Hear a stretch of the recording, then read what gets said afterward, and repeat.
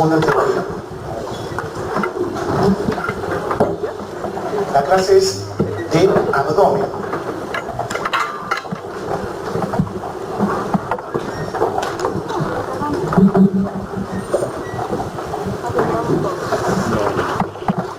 Eso es lo que vamos a ver.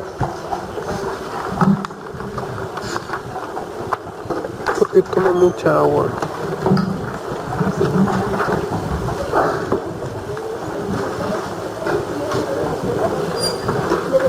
La topografía de la pared es algo importante que tienen que saber para luego la aplicación clínica. Los límites, cómo está conformada la pared abdominal. Luego el plexo lumbar y como aplicación clínica zonas de debilidad donde pueden aparecer hernias. Les recuerdo que está prohibido grabar y filmar. Si alguien está grabando o está filmando, simplemente yo suspendo la clase y llamo la vigilancia. ¿Sí? Por lo menos sin mi consentimiento, ¿no? Como no le voy a dar consentimiento, entonces, ¿no? Para eso están acá. Si están acá, van a entender, ¿no? Ya, el abdomen es una cavidad que está debajo del tórax, encima de la pelvis. ¿Sí? Hay un límite superior que está demarcado por el músculo diafragma, pero por debajo no hay un límite. ¿Sí? Las vísceras abdominales se confunden con las vísceras pélvicas. ¿Sí? Hay en esa cavidad abdominal una serie de órganos que forman parte de diversos sistemas. Y muchos de esos órganos están en el tórax, en el sentido de que están cubiertos por la parrilla costal. ¿Sí? Por ejemplo, el hígado está completamente cubierto por la parrilla costal del lado derecho. Sin embargo, es un órgano abdominal. ¿Por qué? Porque está debajo del diafragma. Por eso. El estómago, gran parte del estómago está también debajo de la parrilla costal. El vaso también está debajo de la parrilla costal. Y así, ¿sí? Pero son órganos abdominales. En cirugía, especialmente en cirugía de trauma, se dice que son todas abdominales. ¿Sí? ¿Por qué? Porque significa que una herida en el tórax, en determinado lugar, puede lesionar tanto órganos del abdomen como órganos del tórax. Por eso que se llaman tórax abdominales. Ya, la topografía se refiere a estudiar una zona por regiones. ¿Sí? A eso se refiere topografía, anatomía topográfica. Entonces, una división amplia, ¿no es cierto?, de la pared abdominal anterior del abdomen, ¿sí? Viene a ser esta, tomando como punto medio el ombligo, se trazan dos líneas, una transversal y una longitudinal, y tenemos 4 cuadrantes, ¿no es cierto?, superior derecho, superior izquierdo, inferior derecho e inferior izquierdo. ¿Sí? Sin embargo, la que más se usa es la que divide la pared del abdomen en 9 cuadrantes.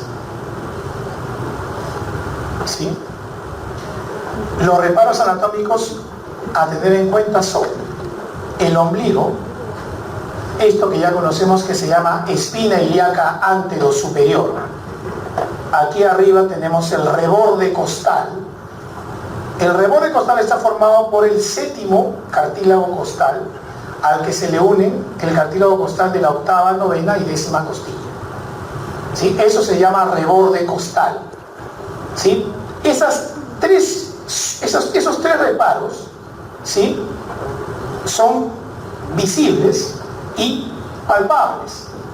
¿Sí? De repente las personas que son gordas no son muy visibles la espina ilíaca y el reborde, ¿sí?, pero sí se palpan, ¿sí? Eso es definitivo, ¿sí? O sea, normalmente las 3 cosas se pueden delimitar claramente, ¿sí? Y eso es lo que nos va a ayudar a dividir esta zona. Luego vamos a tener ahí abajo los ligamentos inguinales, que ya conocen. Arriba, las clavículas, ¿sí? Y lo primero que vamos a hacer es trazar dos líneas longitudinales que ya conocen, ¿no es cierto? Son las líneas medioclaviculares o hemiclaviculares. Líneas imaginarias, por supuesto, ¿no? Las otras dos son dos líneas transversas, una que pasa por debajo del reborde costal y la otra que une las espinas ilíacas ante los superiores. Entonces quedan 9 zonas, ¿no es cierto? 9 zonas. Esos son los nombres de esas zonas, ¿sí? Hipocondrio, derecho, izquierdo; flanco, derecho, izquierdo; fosa ilíaca, derecha, izquierda; epigastrio, mesogastrio e hipogastrio, ¿sí? Esos son los 9 cuadrantes. ¿Para qué cosa sirve eso? ¿Para qué sirve? Clínicamente, cuando uno examina el abdomen, ¿qué? Se hace mediante palpación, o sea, tocando, ¿sí? Tocando el abdomen. Y entonces, si una persona dice me duele el hipocondrio derecho, bueno, no dice me duele el hipocondrio, me duele acá, va a decir, pero nosotros sabemos, digamos, cómo se llama esa zona, ¿no es cierto? ¿Sí? ¿Ya? Y ¿qué cosa tenemos que saber? ¿Qué órganos, ¿no es cierto?, se proyectan sobre en esa parte de la pared del abdomen? ¿Sí? Y así entonces podemos determinar, digamos, cuál es la causa del dolor. Eso es en general, por supuesto, ¿sí? ¿Ya? Entonces, en el hipocondrio derecho, ¿qué vamos a encontrar? El hígado, ¿sí? La vesícula biliar, el ángulo hepático del colon, ¿sí? En el epigastrio, ¿qué vamos a encontrar? El duodeno, el píloro, la cabeza del páncreas. En el hipocondrio izquierdo vamos a encontrar el vaso, el cuerpo y el fondo del estómago, el ángulo esplénico del colon. En los dos flancos, derecho e izquierdo, va a estar el colon ascendente en el lado derecho o colon derecho, y el colon descendente o izquierdo en el lado izquierdo. En el mesogastrio vamos a encontrar intestino delgado, asas delgadas, ¿sí? En el hipogastrio vamos a encontrar en ambos sexos la vejiga, el colon sigmoides; en las mujeres el útero, ¿sí? En la fosa ilíaca derecha, ¿qué vamos a encontrar? El apéndice, el ciego, que es la primera parte del intestino grueso. En la mujer, el anexo derecho. El anexo es el conjunto de ovario y trompa, ¿sí? A eso se le llama anexo. En el lado izquierdo lo mismo, el anexo izquierdo. También el colon sigmoides, ¿sí? ¿Ya? Entonces esos son los órganos que vamos a, digamos, desde el punto de vista topográfico, lo que vamos a encontrar, ¿sí? Es cierto que muchas veces muchos dolores abdominales inician en el epigastrio y luego se van hacia un lugar determinado. Eso ya luego van a saber por qué.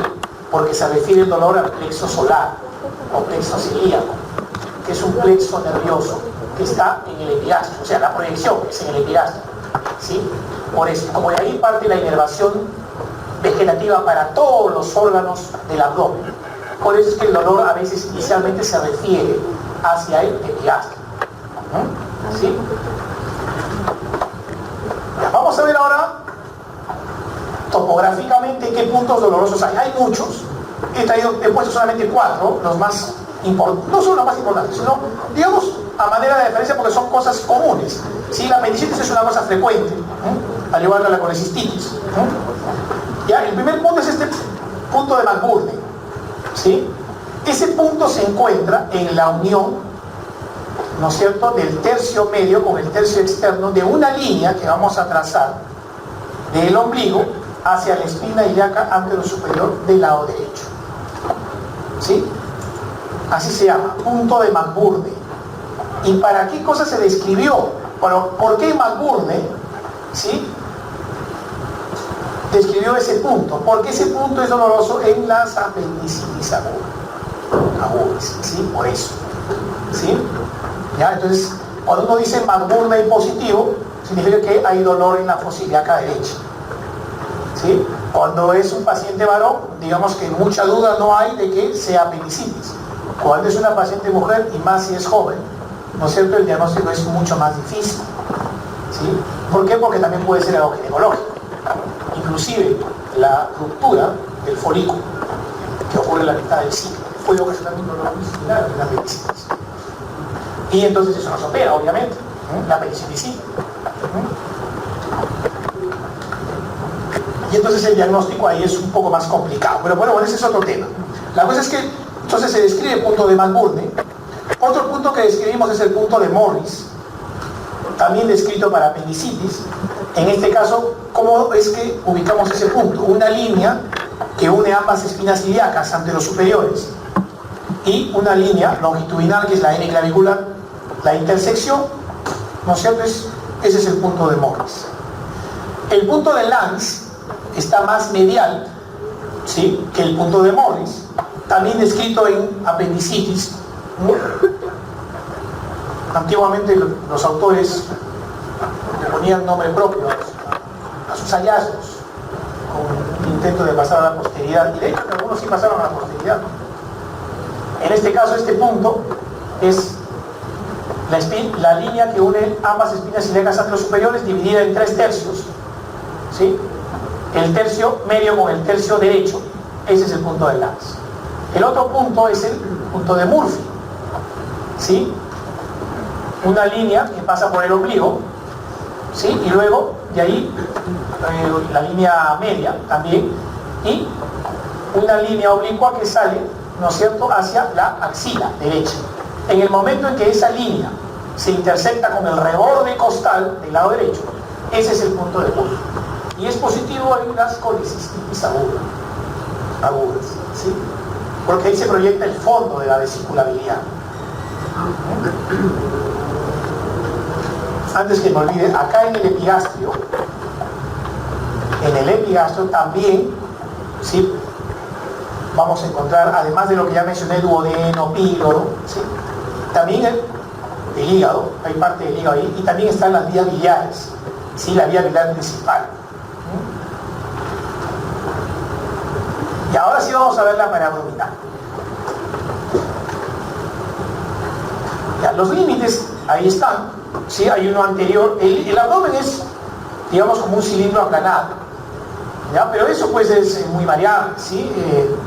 Va a depender mucho de la contextura de cada persona y también de si es varón o mujer, ¿ya? Pero en general, entonces hay una pared anterior que se llama mejor ventrolateral o anterolateral, una superior, una inferior y una posterior. La posterior sí tiene varios componentes, ¿sí?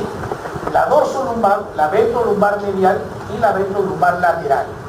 Vamos a ver luego que la ventrolumbar lateral, ¿no es cierto?,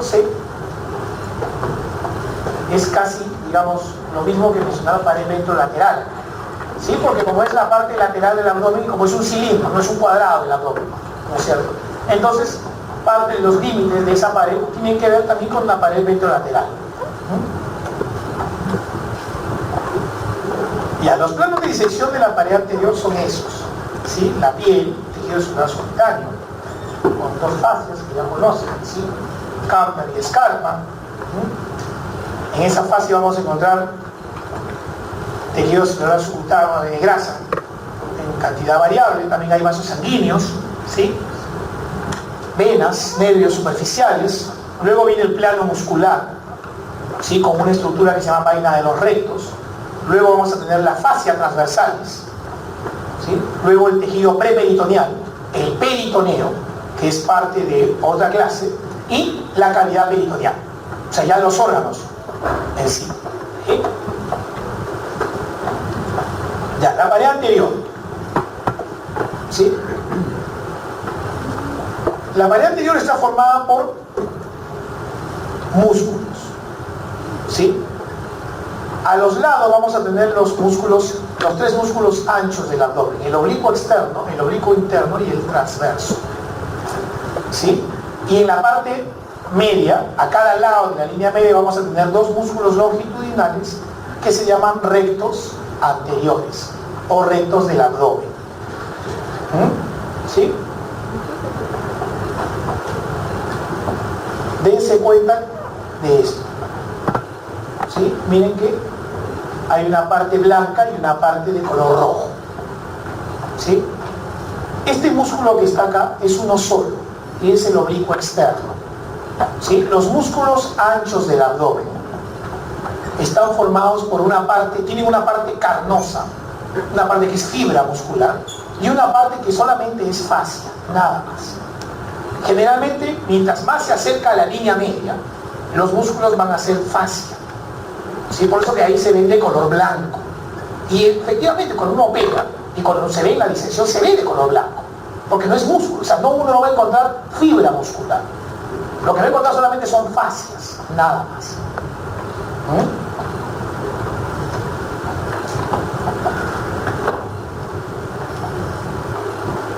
Esos son los músculos. ¿Sí? Recto anterior, el piramidal, que es un músculo inconstante, el oblicuo externo, el oblicuo interno y el transverso. Estos tres son los que se llaman los músculos anchos del abdomen. ¿Sí? El recto anterior es este que está aquí. ¿Sí? Es un músculo alargado, ahí están también sus inserciones. ¿Sí? Ese músculo tiene 3 o 4 indentaciones tendinosas que se remarcan, están bien remarcadas en las personas que hacen ejercicio. ¿Sí? Están unidos en la línea media. ¿Sí? En general, las fascias de los músculos se unen todas en la línea media. ¿Sí? Y forman una línea que se llama línea blanca o línea alba. Esa línea blanca o línea alba, ¿sí? Está desde el apéndice sifoides hasta la sínfisis púbica. Sin embargo, es muchísimo más evidente del ombligo para arriba que del ombligo para abajo. El ombligo para abajo no es muy evidente, no se ve claramente. En cambio, por encima del ombligo sí es muy clara la línea. ¿Sí? Y también es un reparo anatómico importante porque también además es una zona de debilidad de la pared abdominal.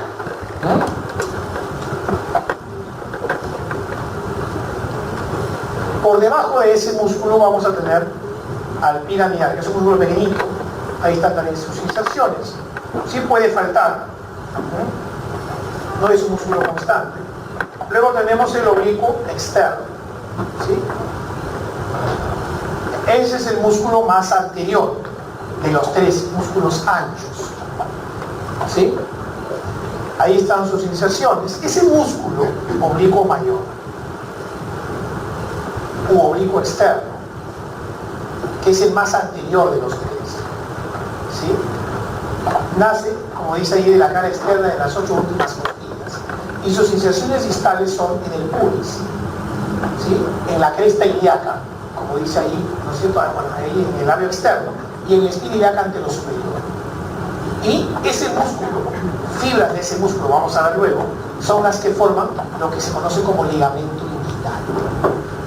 ¿Sí? Ligamento inguinal.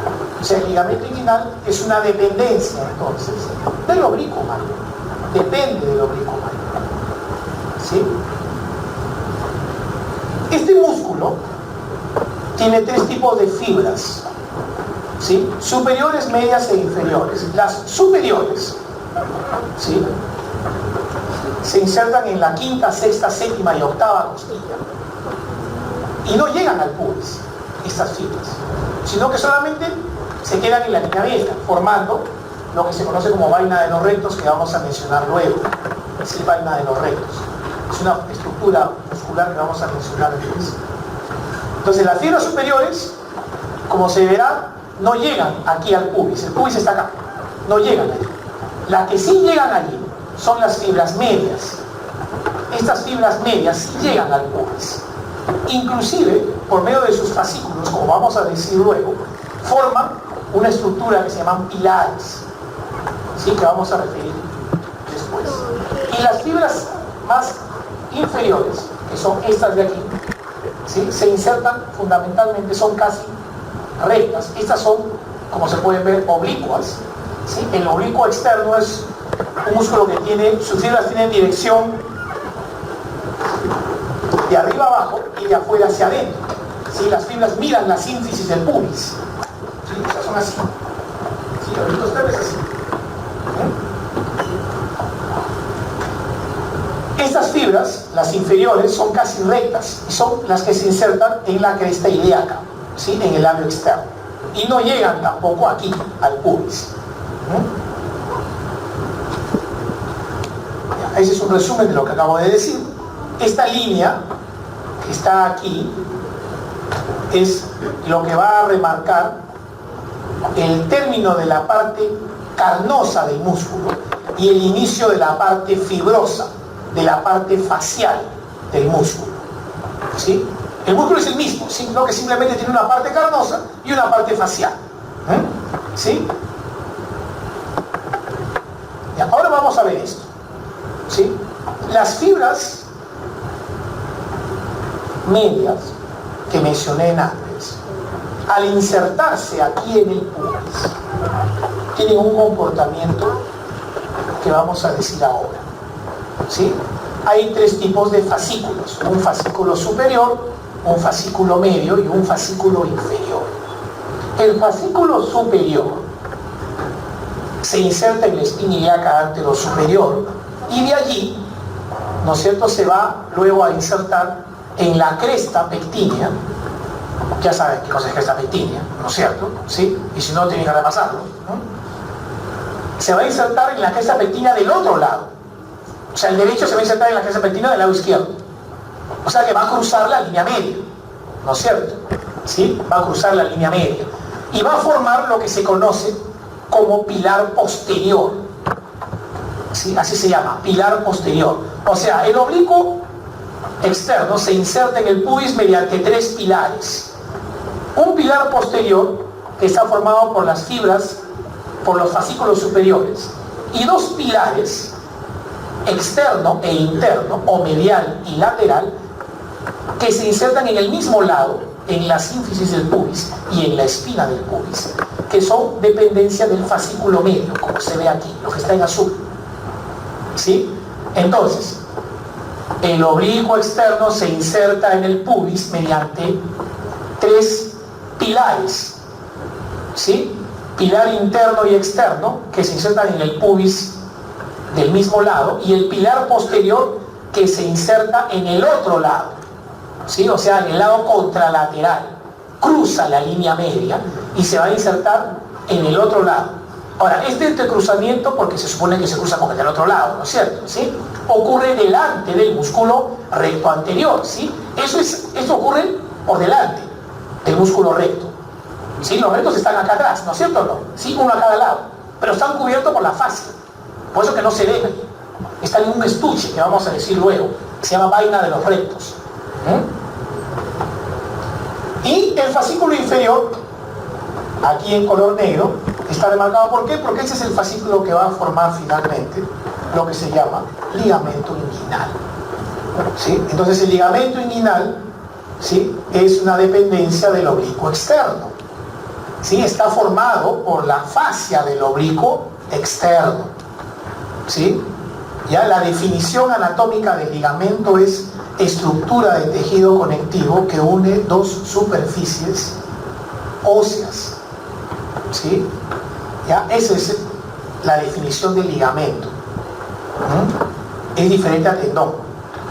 Tendón une músculo a superficie ósea. En cambio, ligamento une ambas superficies óseas. En este caso, espina ilíaca anterosuperior y espina del pubis. ¿Ya? Entonces, tres pilares: pilar posterior, pilar medial y pilar lateral.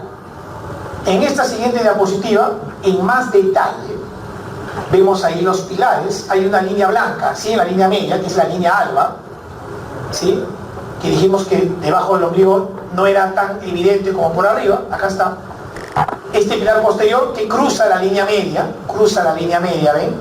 Y estos dos pilares que se quedan en el mismo lado, pilar externo y pilar interno y externo, y acá el ligamento inguinal. Y entre ambos pilares, interno y externo, de los dos lados, por supuesto, ¿sí?, hay un orificio, ¿no es cierto? Ese orificio, ¿sí?, ¿cómo se llama? Orificio inguinal superficial. ¿Sí? Orificio inguinal superficial. Por allí sale, ¿no es cierto?, del abdomen hacia el escroto el cordón espermático en los hombres, y en las mujeres está el ligamento redondo. ¿Sí? Esa zona es una zona de debilidad de la pared del abdomen. Detrás de este agujero solamente hay fascias transversales, no hay músculo. ¿Sí? Por eso que es una zona de debilidad de la pared. Y es el lugar por donde suelen salir las hernias inguinales, que son recontra frecuentes. ¿Sí? Recontra frecuentes. Entonces, digamos, para simplificar el asunto, cuando les digan el oblicuo externo, ¿cómo se inserta en la parte inferior? Se inserta mediante 3 pilares. ¿Sí? Si no quieren decir fibras, que la fibra superior, en media inferiores, entonces se inserta mediante 3 pilares. Un pilar posterior que cruza la línea media y se va al otro lado, y 2 pilares interno y externo. ¿Sí? Así es como se inserta el oblicuo externo en el pubis, formando pilares. Tienen nombres propios, algunos de ellos. ¿Sí? Ligamento de Colles, ligamento de Henle, no hace falta en realidad que los recuerden. ¿Sí? Porque no tiene ninguna importancia en realidad. ¿Sí? En el libro están, si lo quieren leer, léanlo. Ahí está con nombre propio. Yo no voy a poner acá nombre propio. Basta con que digan pilar posterior, pilar lateral y pilar medial. Eso sí tienen que saber. Pero no el nombre propio. Por lo menos de eso no, el nombre propio. Algunos otros nombres propios sí luego van a tener que recordar de otras clases, pero en este caso no. ¿Sí?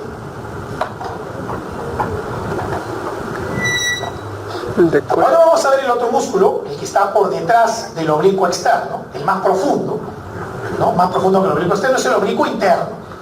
Oblicuo interno. El oblicuo interno está al revés del oblicuo externo, mientras que el oblicuo externo está de arriba abajo, ¿sí?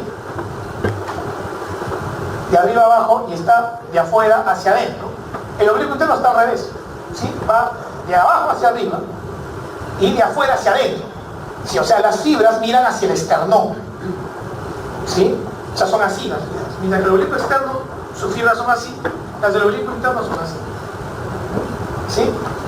Ahí están también las inserciones. ¿Sí? En el pubis se inserta, por supuesto, se inserta en el pubis mediante un tendón conjunto unido al transverso. ¿Sí? Unido al transverso. O sea, los dos músculos, el oblicuo menor y el transverso, se insertan en el pubis mediante una zona que se llama tendón conjunto. Tendón conjunto. Ahí está el resumen de lo que acabo de mencionar. ¿Sí? Esta línea es la que está remarcando ¿qué cosa? El límite entre la parte muscular o carnosa del músculo y la parte facial. ¿Sí? Cada uno de esos 3 músculos tiene una parte carnosa y una parte que solamente está formada por fascia, que es la que más se acerca a la línea media. Este es el transverso. Como su nombre dice, sus fibras son transversas, ¿sí? En su mayor parte. Como está aquí, ¿sí? Acá está remarcado también lo que ya dije antes, ¿no es cierto?, la diferencia entre la parte carnosa y la parte facial. En este caso, esa línea tiene un nombre propio, se llama línea semilunar o línea semilunar de Spiegel.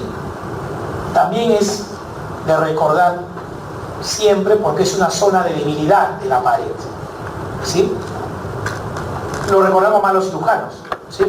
Porque aparecen hernias y eso es el dominio del cirujano, pero en realidad cualquier médico lo tiene que saber. Ahora vamos a ver lo que es o lo que se llama vaina de los rectos.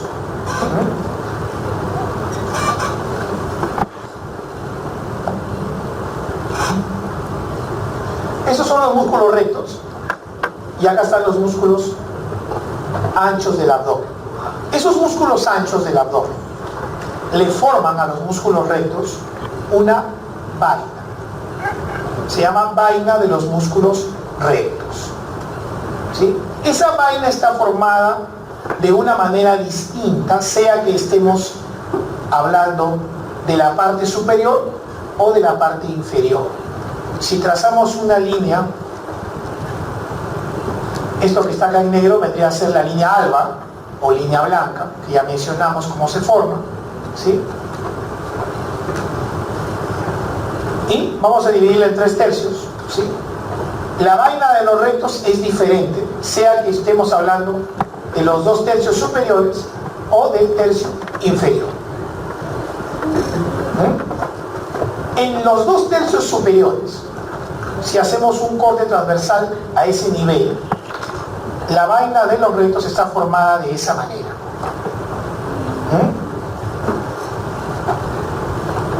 Esa es la línea alba. Estos dos son los rectos anteriores.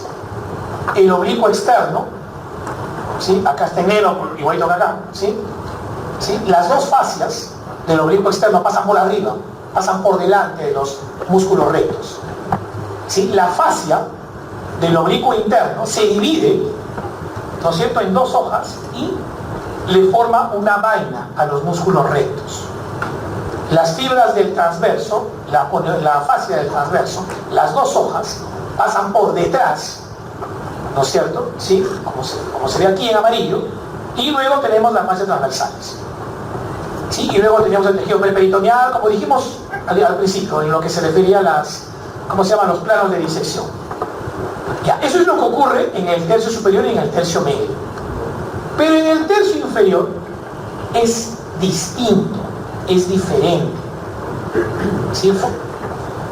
En realidad ha sido motivo de discusiones durante varios años. ¿Qué pasa?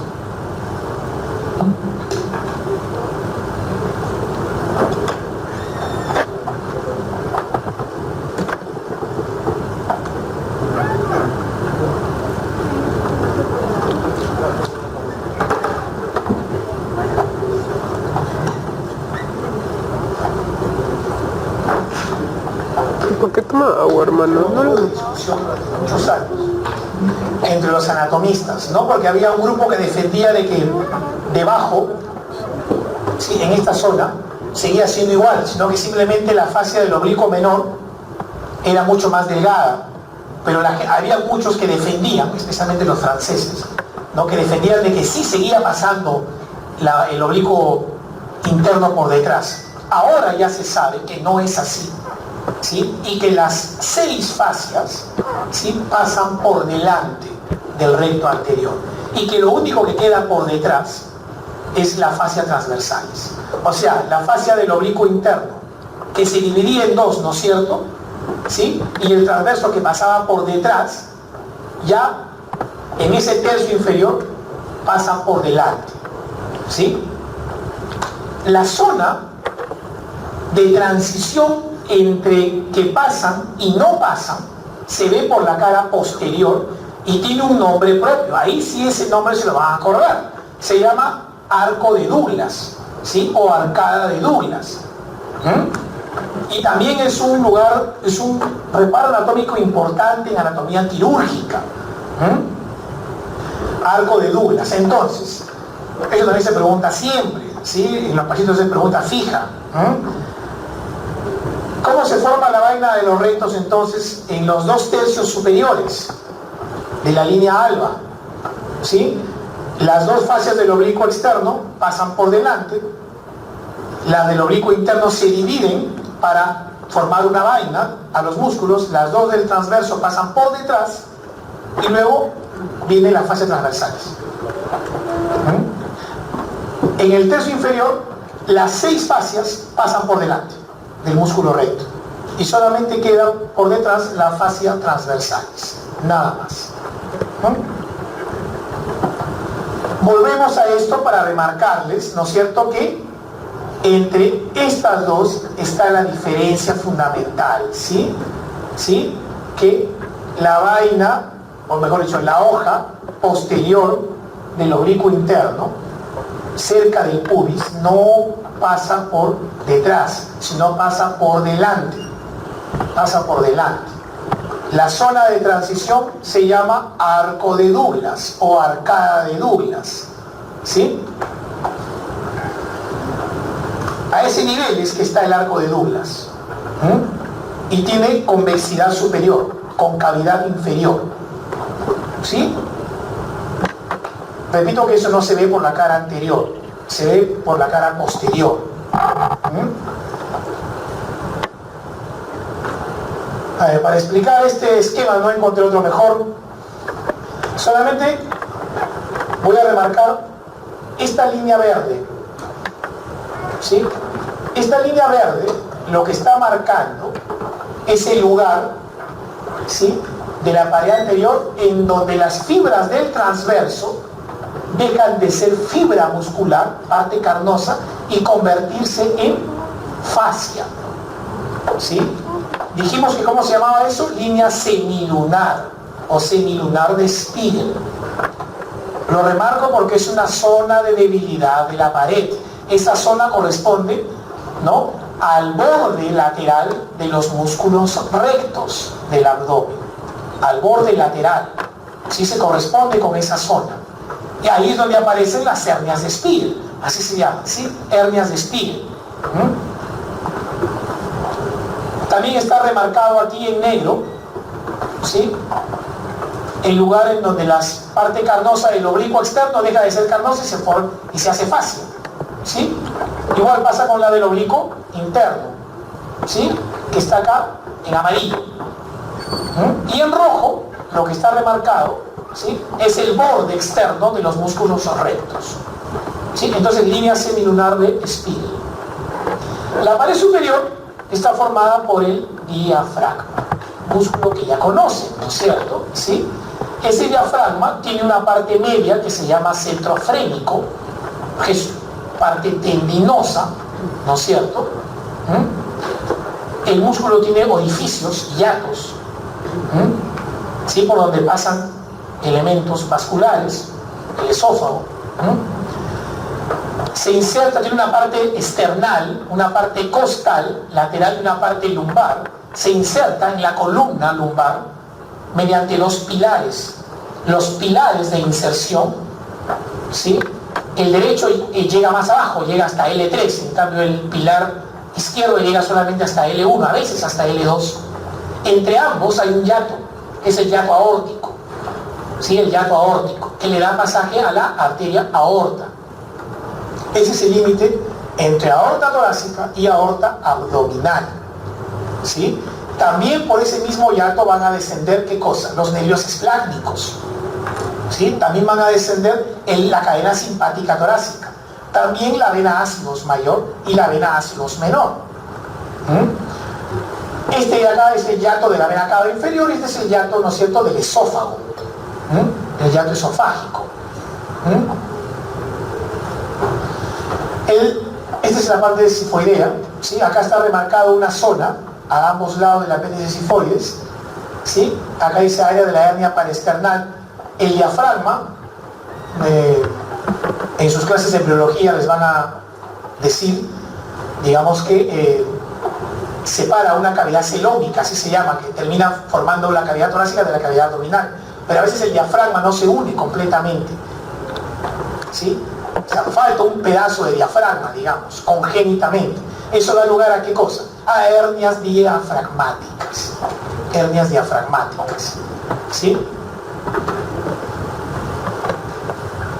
El hiato de la vena cava está a nivel de T8, el del esófago a nivel de T10, el de la aorta a nivel de T12, ¿sí? Posteriormente hay dos arcos lumbocostales, ¿sí? El más medial de los dos es el que le da base al músculo psoas, que vamos a ver luego, y el más lateral al músculo cuadrado de los lomos, o cuadrado lumbar, que vamos a mencionar ahora cuando vemos la cara posterior. Así es como está dispuesto el diafragma, como una cúpula, ¿sí? Por eso es que el pulmón no tiene la parte inferior recta, por eso que tiene un seno anterior y un seno posterior, ¿no es cierto?, el pulmón. Esos son los senos pleurales. La pared inferior, ¿sí?, es el estrecho pélvico superior. Como les dije, las vísceras abdominales tienen continuidad con la parte inferior y se confunden con las vísceras pélvicas. Sí, pero hay un límite, el límite es el estrecho pélvico superior. Ese límite es una línea que une la parte superior del sacro, que se llama promontorio, ¿sí?, las aletas sacras, la línea innominada del hueso ilíaco, ¿sí?, las eminencias pectíneas, crestas pectíneas y la sínfisis púbica. Eso es lo que se llama estrecho pélvico superior, ¿sí? En teoría, lo que está por arriba se llama abdomen, lo que está por abajo es la pelvis, ¿sí? Pero vuelvo a repetir que hay una continuidad en realidad entre las vísceras, ¿no? Ya. La pared posterior en una de las primeras diapositivas habíamos dicho que había una parte dorsolumbar, una ventrolumbar medial y una ventrolumbar lateral. La ventrolumbar lateral se confundía con parte de la pared ventrolateral, como vamos a ver ahora. Y la pared dorsolumbar está formada fundamentalmente por los cuerpos de las vértebras lumbares y por las apófisis transversas. ¿Sí? Las vértebras lumbares no se estudian en este capítulo, se estudian en el capítulo de columna vertebral. ¿Sí? Así que eso de músculo lumbo, ilio costal, externo, interno, superior, inferior, y bla, bla, bla, ¿no? Existe, por supuesto, no es que no existe, pero eso no vamos a tomarlo ahora. Eso se toma en anatomía 2. ¿Sí? ¿Ya? Ténganlo, por supuesto, para que se acuerden luego. ¿Sí? En todo caso, los que ya lo saben van a estar un paso adelante de los que no lo saben. ¿Sí? Igual lo van a tener que estudiar. Entonces, la pared posterior ventrolumbar medial está formada por, ¿no es cierto?, un músculo que es el psoas, que ya conocemos, así como psoas ilíaco o como iliosoas. Lo conocemos por su inserción inferior. ¿Sí? Acá vamos a ver la inserción superior. ¿Sí? El psoas menor es un músculo inconstante, a veces no está. ¿Sí? Este es el psoas. El músculo psoas se inserta, ¿no es cierto?, en la cara lateral, ¿no es cierto?, y en las apófisis transversas de las vértebras lumbares, de L1 a L5. Esas son sus inserciones superiores. Inferiores ya sabemos en el trocánter menor. ¿Sí? Y cuando se inserta este músculo aquí en la cara lateral de los cuerpos de las vértebras lumbares, deja un arco. ¿Sí? Por esos arcos es que vamos a ver emerger a los troncos, a las ramas del plexo lumbar. ¿Sí? Por ahí van a salir las ramas del plexo lumbar.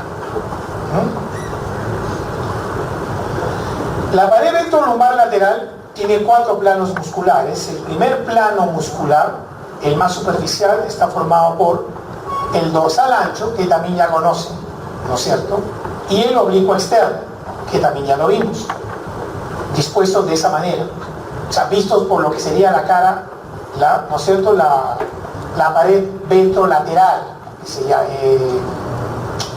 lo que sería dorsolateral. El segundo plano sí está formado por los mismos músculos que ya hemos visto, ¿sí?, oblicuo interno, y tercer plano el transverso. ¿Sí? Y el cuarto plano, el más profundo, sí está formado por otro músculo, que es el cuadrado lumbar, o cuadrado de los lomos, que está por fuera del psoas, como se ve aquí. ¿Sí? Por fuera del psoas. Ahí están sus inserciones. Tiene 3 tipos de fibras: anteriores, medias, ¿no es cierto?, y posteriores. Sí, así se llama, cuadrado lumbar o cuadrado de los lomos. Es un músculo grueso, carnoso.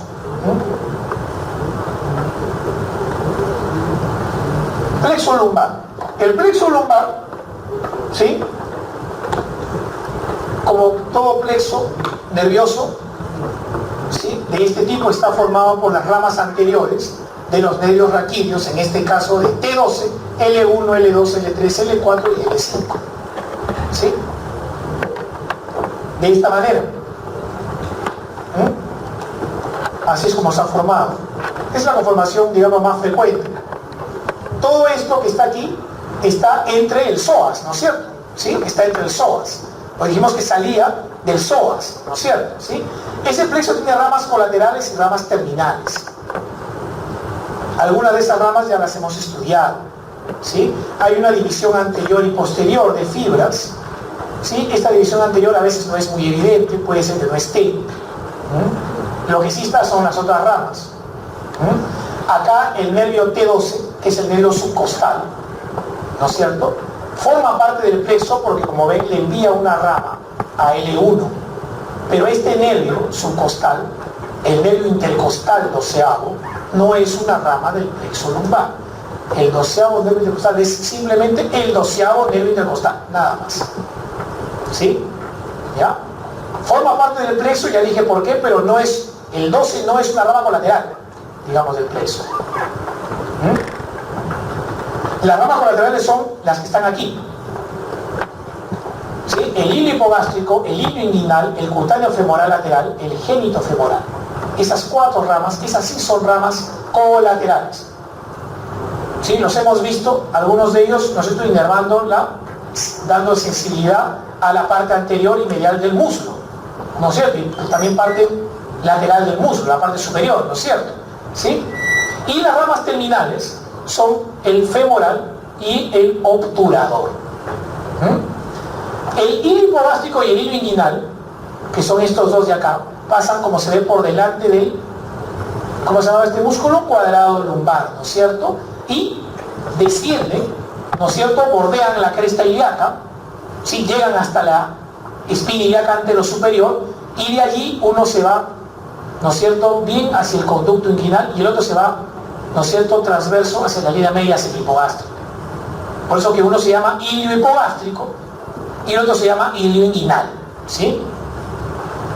El cutáneo femoral lateral está, ¿no es cierto?, más abajo. El génito femoral es el más medial de los 4, y luego tenemos el obturador, que es el más medial de todos, y el femoral, que sale por debajo, ¿sí?, y que es fácil de reconocer, ¿no es cierto?, porque va junto con los vasos, ¿no es cierto?, y lo vamos a encontrar luego en el canal femoral, ¿no es cierto?, en el orificio femoral.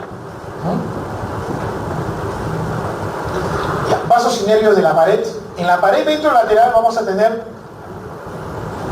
¿sí?, ramas de la arteria epigástrica y ramas de la arteria circunfleja ilíaca superficial, que son ramas de la arteria femoral, ¿no es cierto?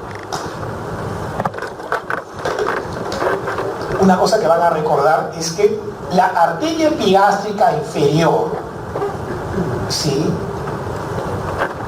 asciende desde su nacimiento, se va hacia arriba, hacia la línea media, e ingresa a la vaina de los rectos. ¿Por dónde ingresa? Por el arco de Douglas, ¿sí? Ingresa por la arcada de Douglas. Y así asciende, ¿no es cierto?, hasta que en el epigastrio se anastomosa con la epigástrica superior, que es rama de la torácica medial. ¿Sí? Rama de la torácica medial o mamaria interna. Las ramas de esas arterias son las que inervan la parte ventrolateral del abdomen. En la parte dorsal tenemos las arterias lumbares, que son ramas de la aorta abdominal, las iliolumbares, que son ramas de la hipogástrica, y las arterias intercostales, las posteriores, ¿sí?, fundamentalmente ramas de, ¿no es cierto?, la aorta también. La inervación, últimos nervios intercostales, y también el nervio hipogástrico, ¿no es cierto?, y el hilio inguinal. Las zonas de debilidad de la pared. Esos músculos, al insertarse, los músculos que hemos mencionado, al insertarse en los diversos lugares, dejan algunas zonas, ¿no es cierto?, en donde hay una debilidad de la pared del abdomen. Se dice que es una zona de debilidad porque detrás de eso solamente hay fascia transversalis, nada más, no hay músculo. Entonces es o puede ser lugar de asiento de hernias, ¿sí? Así se les llama, hernias. ¿Sí? Las hernias son cosas muy frecuentes, ¿sí?, tanto en hombres como en mujeres. Hay algunos tipos más frecuentes en hombres, más frecuentes en mujeres, pero las hernias en general son cosas muy frecuentes. Es una enfermedad frecuente, ¿sí? Entonces uno tiene que saber, tiene que conocer eso. No hay manera de que no lo quieran saber, ¿sí? Se tiene que saber. En negro está el ligamento inguinal. Lo que está por arriba se llama región inguinal, lo que está por debajo se llama región crural, ¿sí? El orificio inguinal superficial, que ya dijimos que se formaba nosotros entre los dos pilares de inserción del oblicuo externo, ¿no? Por detrás de esos dos pilares solamente hay fascia transversalis, nada más. Es una zona, cuando veamos la clase de región inguinal, ahí lo van a ver mejor, es una zona posterior donde solamente hay fascia transversalis, nada más. Por eso que se dice que es una zona de debilidad de la pared. Por ahí salen las hernias inguinales, ¿sí? Y por debajo salen las hernias crurales. Las hernias crurales son más frecuentes en las mujeres, las inguinales son más frecuentes en los hombres. Ese es un ejemplo de una hernia crural, ¿sí? Este es un ejemplo de una hernia inguinal, ¿sí? No es raro esto. Una hernia inguinal puede llegar a ser así de grande, ¿sí? Durante años, por supuesto, ¿sí? Una hernia, si no se trata a tiempo, lo único que va a hacer la hernia es aumentar de tamaño con el tiempo, nada más, ¿sí? Esto, digamos, se ve después de 10, 15 años, digamos. Pacientes que no se operaron por muchos motivos, ¿no es cierto? Y entonces la hernia aumenta y crece y aumenta de tamaño y se hace cada vez más grande, ¿sí? Se puede reparar, se opera, por supuesto, pero evidentemente operar una hernia de estas es más difícil que operar cuando es pequeña, ¿no es cierto? ¿Sí? O sea, uno no va a esperar a tener una hernia de ese tamaño para operarse, ¿no es cierto? ¿Sí? La línea alba, ¿sí? Dijimos que los músculos rectos del abdomen se unían en la línea media, ¿no es cierto? Y que había una línea blanca o línea alba. Bueno, esa línea alba, ¿sí?, se puede abrir, ¿sí? Se llama diastasis de los músculos rectos. Eso es más frecuente en ¿quiénes? En las mujeres, generalmente post-embarazo. ¿Por qué? Porque en el embarazo aumenta la presión intraabdominal, por eso, ¿sí? Igual, el ombligo es una cicatriz, ¿no es cierto? Porque el ombligo es una cicatriz, ¿no? Pero en las mujeres, ¿sí?, también post-embarazo, ¿no es cierto?, se hace un hueco, finalmente. Esa es una hernia, ¿sí? Entonces, esa es una zona de debilidad de la pared también, ¿no es cierto? ¿Sí? La línea media. Solamente es una línea donde se unen las fascias, nada más, no hay músculo detrás. Las hernias que salen por encima del ombligo se llaman hernias epigástricas. Hernias epigástricas. Por debajo de la línea media no suelen salir hernias, ¿sí? ¿Y por qué? Yo le dije que la línea blanca era mucho más evidente por encima del ombligo. Por debajo del ombligo no es tan evidente. Los músculos están más juntos, los rectos están más juntos. Por eso es que por ahí no salen hernias, en la línea media me refiero. Por lo menos hernias congénitas, ¿ah? No vamos a hablar de ventraciones, eso es otro tema. Eso ya van a aprender en quinto año, ¿sí? Acá vamos a hablar solamente de la parte de debilidad, de lo que podrían ser hernias congénitas. Porque esas zonas de debilidad de la pared abdominal allí es débil, pero de nacimiento, ¿sí? Es congénito. Las penetraciones son adquiridas, es otra cosa. Esta es otra zona de debilidad de la pared. En este caso en la región lumbar. Esto se llama triángulo de Petit. ¿Ya? Los límites, cresta ilíaca por abajo, por dentro, el borde lateral del dorsal ancho y el borde posterior del oblicuo externo. Triángulo de Petit. Por ahí salen hernias lumbares. Esas hernias son menos frecuentes, ¿sí? Son mucho menos frecuentes, no son comunes. Menos frecuente aún todavía es la hernia que salga por acá, ¿sí? Por el cuadrilátero de Grimfeld. ¿Ya? Pueden aparecer, porque si está descrito es porque en algún momento han aparecido hernias allí, claro, pero no es muy frecuente. Pero es una zona de debilidad de la pared, eso sí. Sí, es una zona débil.